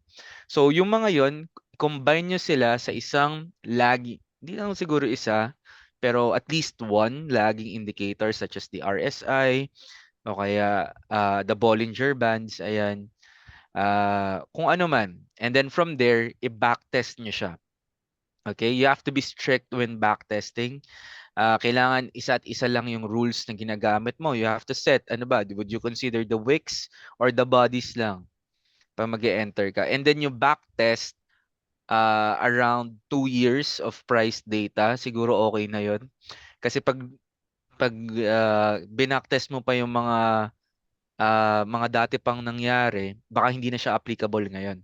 So remember, pre-pandemic, ibang environment, iba yung market environment. Ngayon, post-pandemic, iba na rin. Okay? It's already an environment of high interest rates. Before, the interest rates was almost zero. Nagne-negative pa nga si Japan, 'di ba? O Mm-mm. ngayon malaki na yung interest rate, yung mga time deposits malalaki na. Dati ano lang 'yan, 1% lang 'yan. Ngayon nagfa-5 na, 'di ba?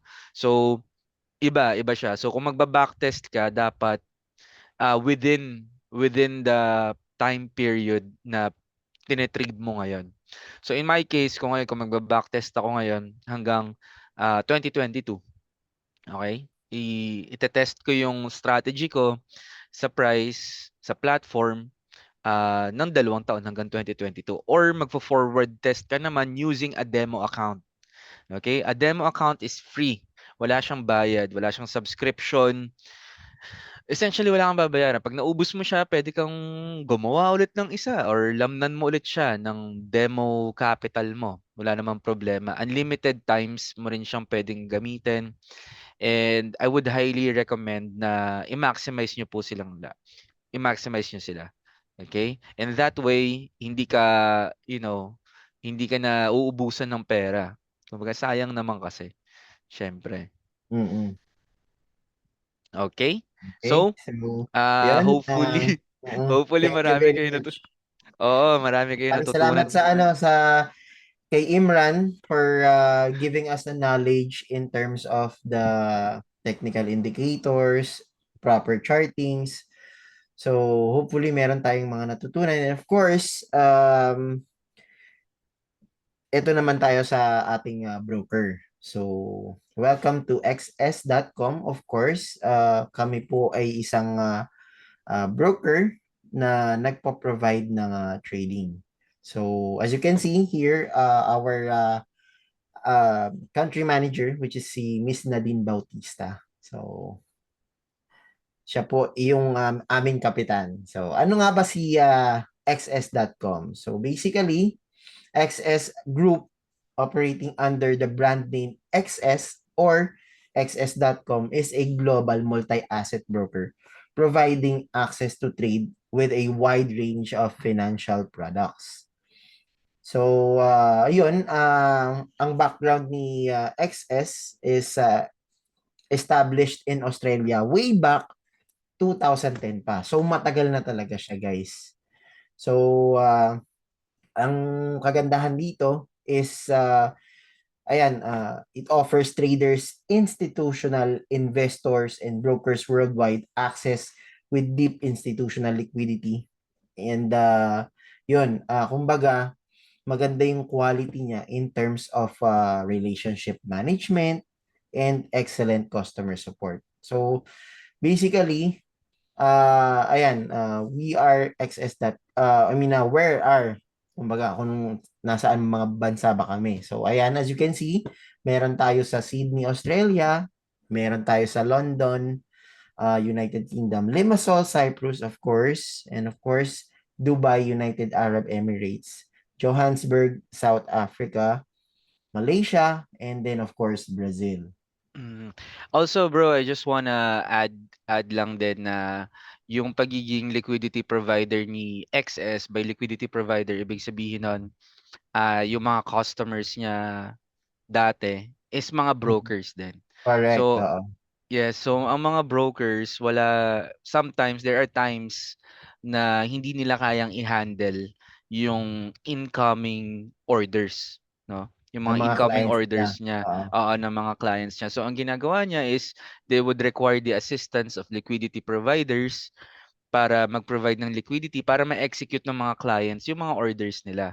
Sometimes mapapansin ninyo, 'di ba, pag nagte-trade kayo, biglang hindi magiging available yung price, parang gano'n. Pag nagkakamera kayo ng off quotes, ibig sabihin nun, wala masyadong liquidity. So kailangan nila ng assistance ng isang liquidity provider para nang sa gano'n ma-lessen yung mga instances na 'yon. But here at XS, hindi niyo na kailangang intindihin yung mga gano'ng issues kasi built-in na yung services na 'yon. Correct. Oo. Thank you, brother. So, ayan, saan nga ba tayo makakapag-trade using xs.com? So, basically, siguro familiar naman tayo lahat dito sa mga platforms na ginagamit natin. We have here the MetaTrader 4 and of course the MetaTrader 5. So, available naman yan sa PC, sa cellphone, Android man or iOS device. So, yeah. Like what Imran said earlier, nag-start tayo as a B2B institutional, kumbaga yung mga clients natin before. So, basically, meron tayong multi-asset liquidity and of course, advanced technology, tailored services, and kumbaga, yung mga clients natin, bro, is hindi talaga basta-basta before, di ba? Right? Yes, yes. If ever man na your trading requirements would require tailored services, ayan, pwede niyo siyang ilapit kay XS. Pero syempre may kaakibat din 'tong requirement din in terms of capital. Hmm, Kumbaga, syempre it goes correct. hand in hand. If you want that kind of service, syempre meron siyang minimum capital requirement. Okay, and we do have, right? Correct. We do have institutional traders na syempre iba din yung requirements nila pagdating sa kanilang mga accounts. Mm-mm. At ito pa isang importante, bro, is yung regulatory body natin. So, hindi makakapag-operate ang broker na mga legitimate brokers kung wala siyang proper regulations. So, one of which is itong ASIC natin. So, isa Mahirap sa, makuha 'yan. mahirap makuha itong Mhm. license na to. But syempre, since ang XS is a B2B broker, so definitely we acquired our ASIC license. And at the same time, meron din tayong XS Markets Ltd. So, yeah, we have multiple, tawag dito bro, multiple regulations under different entities. So, yun yung kagandahan doon. Before kayo mag-trade sa isang broker, make sure to check the regulations. Yan yung pinaka number one na gagawin natin. So, mag-background, do due diligence talaga yan na Mhm. kailangan i-check natin kung maganda ba yung mga regulations na pinoprovide nitong broker na to. Kasi marami Yes. talaga sa mundo natin is madaming mga unregulated brokers dyan. So, yeah. Yes, and I also want to add to that. Pasensya na bro, ang dami kong additions. Okay lang bro. No If you wouldn't problem. mind. Another reason kung bakit nyo kailangan i-check yung regulatory licenses ng isang broker kasi the license would represent yung commitment ng isang broker. So, every license, ito ASIC, ito FSA, ito naman ay SciSec yata 'to, yes, Isek, SciSec. So yung mga 'yan magkakaiba sila ng requirement and siyempre yung paperwork niya napakahirap, napakakapal and humihingi sila ng bond, okay? Yung bond na 'yon, it's in the millions of dollars. So if you want to see kung gaano ka-committed yung broker ninyo in providing trading services, in being your actual broker, tingnan niyo yung kanilang licenses. Siyempre the more the better kasi magkakaiba ng requirements yun, eh. So imaginin mo pinasa nilang lahat yan, in-applyan nilang lahat yun, okey? Just to prove na they are trustworthy of your business. Mhm. Tama. And ito pa, syempre, kailangan din natin ng mga ganito bro, yung indemnity insurance. Of course, we are offering this one from Renaissance. And we are offering institutional level indemnity insurance. Guys, ibig sabihin nito, hindi siya pang mga individuals lang usually ino-offer yung ganito. Up to $5 million per account. Right, Im? I think we have the Yes. highest in the industry, right? Yes, as of the moment, we do have the highest. And ano ba ibig sabihin nitong indemnity? Mm. So yeah, yung indemnity insurance, bro, can you explain it para malaman nila, mas Oh, maintindihan, sige. right? Okay. So, essentially, indemnity insurance means that if ever man na maging insolvent si broker, let's Mhm. say hindi niya na kayang i-provide sa'yo yung mga profit mo, hindi ka na pinagwi-withdraw, ganyan, na-bankrupt na siya, ah, ethically, siyempre wala pa rin, kahit wala siyang ginawang crime pero because of mismanagement, na nawaldas na yung mga funds, may makukuha ka pa rin as a trader. Okay, as an account holder. Okay, up to $5 million. Okay? So, pwede pa 'tong mapataas. Siyempre, minimum lang 'to. By default, $5 million. Open ka ng account, verify ka ng account sa XS, automatic $5 million, may indemnity insurance na kaagad yung account mo.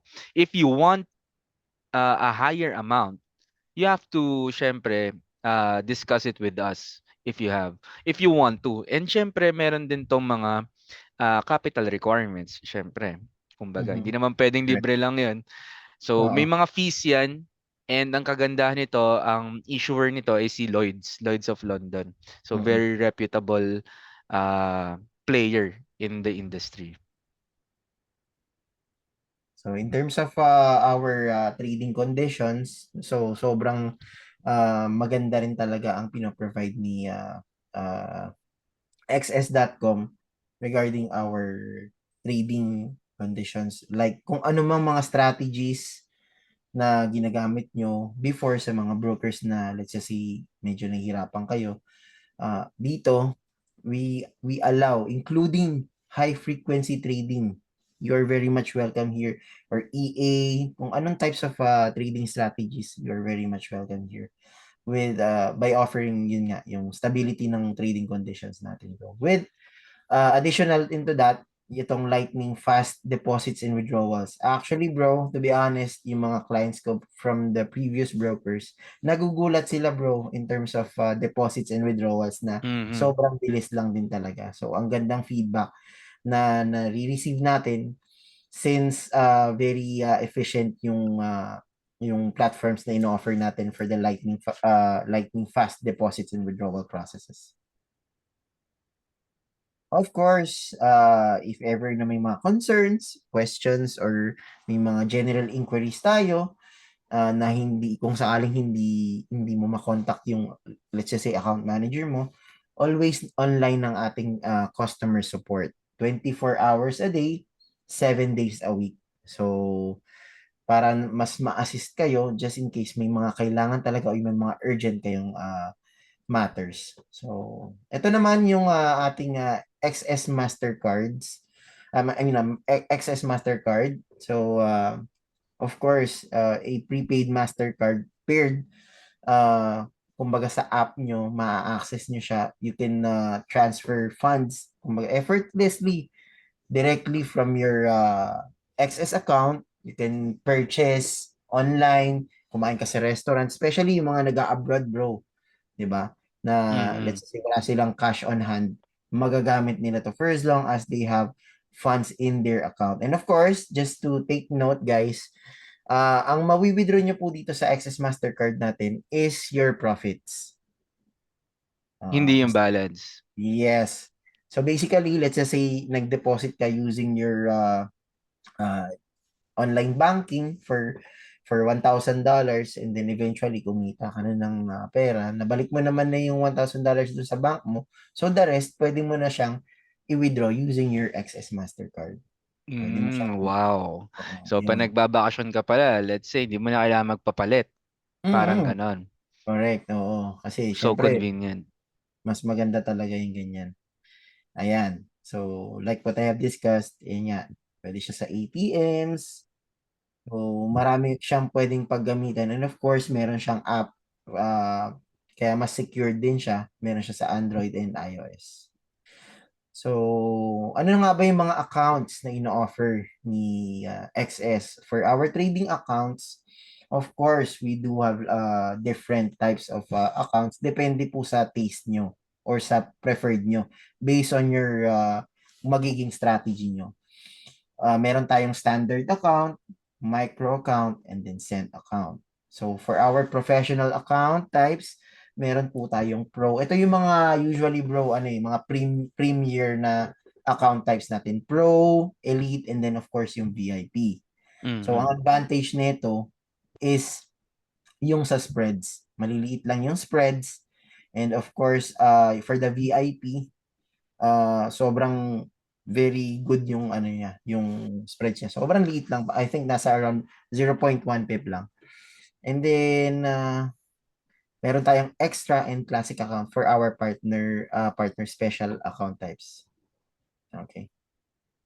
So yan, ayan makikita natin dito yung mga account types together with the spreads as well.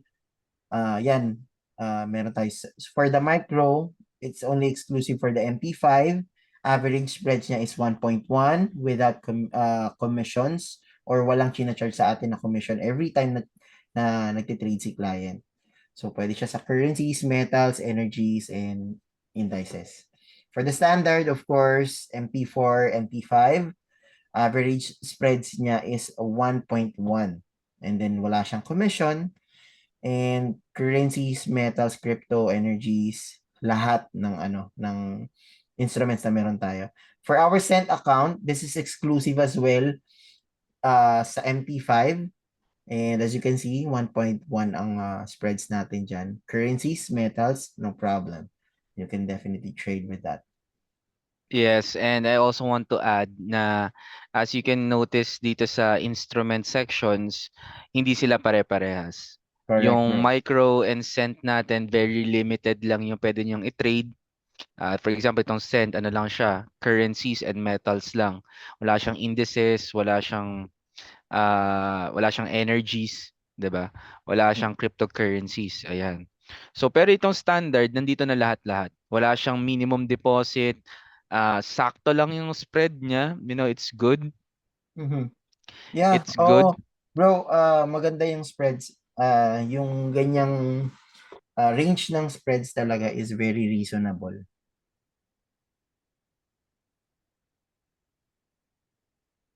Okay, so for the standard account, no minimum amount to deposit. Of course, it will be determined. Depende po sa payment method or deposit method na gagamitin natin.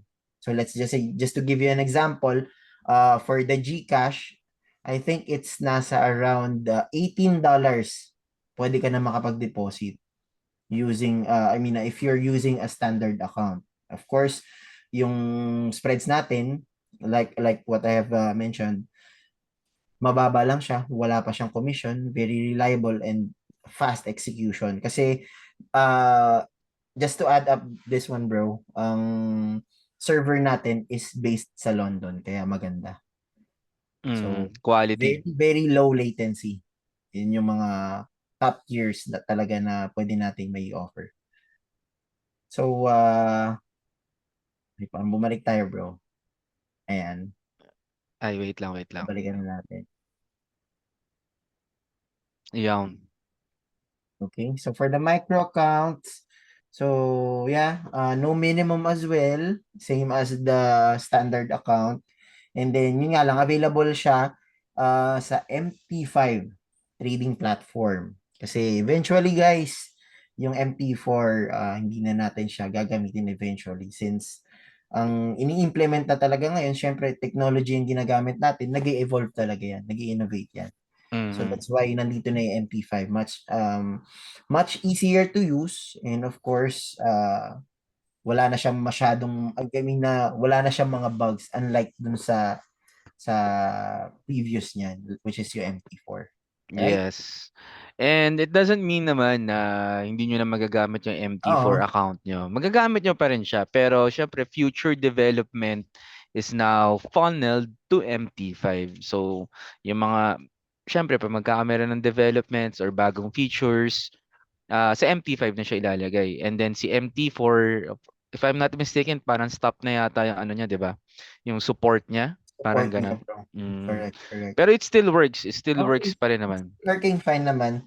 Pero syempre, I would highly encourage you as well to check out the Mm. MP5. Kung sanay kayo sa Yes. MP4, wala namang problema yon. Basta to check out, to familiarize as well, kasi hindi naman natin ma-assure kung hanggang kailan natin magagamit yung MP4, right? Okay?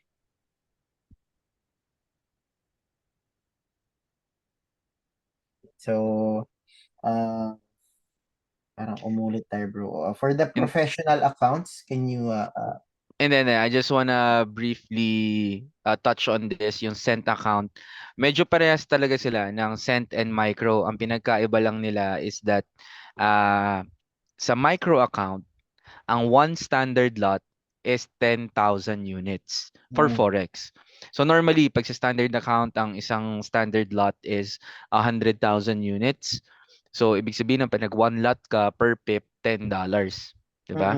correct. Sa micro account, pag nag one lot ka, $1. Okay? And then sa cent account, pag nag one lot ka, equivalent to 10 cents. Okay? So ginagawa yan para ma-accommodate yung mga capital na medyo mababa. Let's say for example, kung $100 lang yung capital mo, it Mm-mm. wouldn't hinder you from trading. Kasi pwede mong i-take advantage tong mga account types na to. Okay? So, pwede ba mag $100 sa standard? Pwede din naman. I'm just saying lang na mas mapoprotektahan mo yung longevity ng account mo if you were to take advantage of the micro and the cent account. Right, thank Ayan. you very Parang much. bumabalik siya eh, para may issue lang tong ano natin. Ayan. Ayan. So ito naman, guys, yung ating mga professional account types. So as I have mentioned, ito yung mga premium na accounts natin, which is ito yung Pro, Elite, and VIP. So pwede siya, ang Pro, pwede siya sa MP4, MP5, with the average spread of 0.7 sa Euro USD without commission. So sobrang solid nito, na pwede kang makapag-trade currencies, metals, crypto, energy, indices, futures, and more. So, kumbaga, ito rin yung mga usually preferred talaga ng mga experienced traders na. And also this one, the Elite. So, ang Elite naman natin is available using MP4 and then MP5 with an average spread of 0.1 for Euro USD. Imagine mo yun, bro. Sobrang liit lang nun. Mhm. Sobrang So, liit lang yan and imaginein mo yun, 'di ba?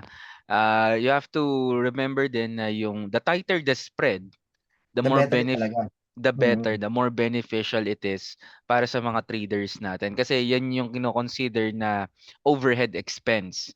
correct. If we are to view na isang negosyo, ang trading, ang equivalent ng spread is yung overhead expense sa isang traditional business. Okay. So meron siyang commissions per side na $3. And then of course, same lang sila ng pro, currencies, metals, cryptos, energies, and indices, and so on and so forth. Yun yung mga available niya sa sa platform na pwede mong gamitin i-trade. And then for our VIP, itong VIP natin is available for MP5. So kung sino man yung mga gusto maging kumbaga institutional trader na gusto nyo magkaroon ng sariling server, dedicated server for your own VIP account, pwede po dito, tumatanggap kami niyan. Wala pong problema. Of course, we offer the lowest spread available. Average spreads niya is 0.1, same ng Elite. But this one is, yung commissions is, ay, kumbaga pwede yung i-discuss into our management. Kung Negotiable. negotiable siya. Negotiable yung commissions niya. So may mga questions tayo pertaining to these account types. So sabi dito, do I need to maintain the $500 in my elite account? Okay, hindi naman po sir. For as long as you've managed to deposit into your account of USD 500, definitely yung mga future deposits nyo po kahit magkano na lang, papasok naman po yun. Yes, basta yung Yung first initial time lang, is yung initial 500. lang. Opo. Yes. So kahit bumaba pa siya, syempre, alam nga namang unfair naman na halimbawa, imaginein mo. So continue tayo. Nagkaroon lang ng technical difficulty si Brother M.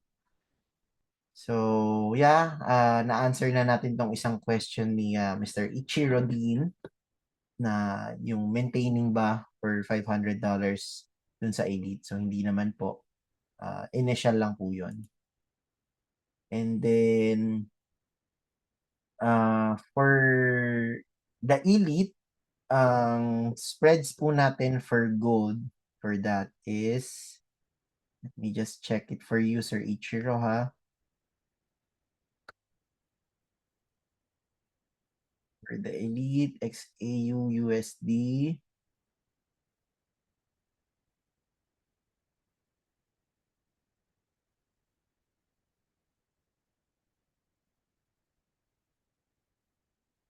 nandiyan na ba si Brother M? Okay, so what does the $3 per side in Elite? Ito po is commission po yan, sir. Commission po yan na ichina-charge every time na mag enter tayo. Per side po yan. Every enter and then exit natin. Okay?